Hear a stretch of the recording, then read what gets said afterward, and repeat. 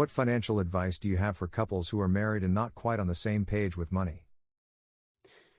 Yeah, and like I said earlier, I came from that Irish background with, horrible horrible advice on money. And it was then that my husband obviously took reins of that from the beginning. Always in, he was the budgeter. He knew everything. He was very tight with it. And so it was uncomfortable because I would go out, like you said, spend $30 at Starbucks. What the heck? We go to Starbucks sometimes and it's close to $100. I'm just going to be honest because there's a lot of us. And my husband sees the bills. He gets a little ding on his phone and I'm just like, ugh, you know what I mean? So it is there. But it was that I didn't understand it. And I wanted to be clear on that again because he had to explain it. I a lot of times too, even with I want to put this in there because this is important. A lot of comments from early on. You have 6 kids. That means you have 6 colleges. You have 6 weddings. I mean, people would give us a hard time. Let me tell you from beyond. I mean, I would get the worst comments in New York. In Florida, everybody's a little bit nicer, but in New York, what are you going to do? And my husband, very recently, he explained it to me again with real estate. He's like, listen, he was explaining it to the kids, and I happened to be there. And he said, because the kids were like, well, are we saving money? We have all these bank accounts. He's like, listen, we're buying an asset with this money. The asset is giving us rent. So we have income. And that income is going to pay for our oldest's college.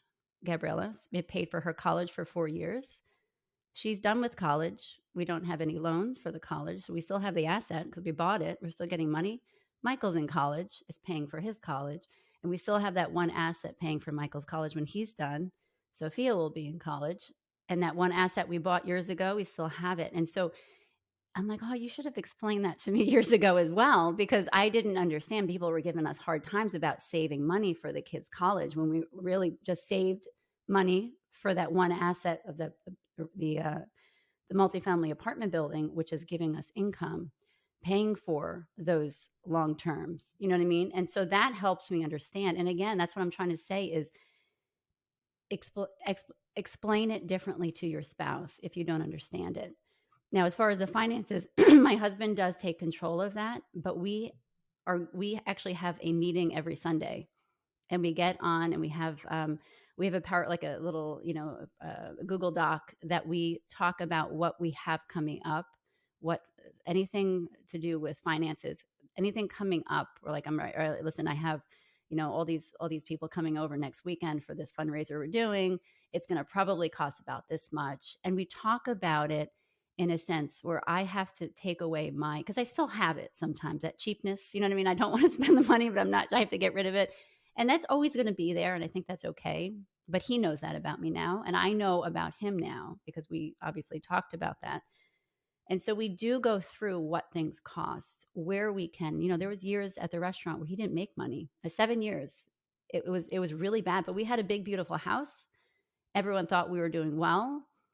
And I was cutting back like crazy because we weren't making money. And so it's that understanding of, okay, my husband's stressed for 7 years. We had to cut back. And again, it goes back to that compassion instead of that irritation. I understand the struggle he was going through and I saw it. So I'm like, I have to have compassion. I have to back off a little bit.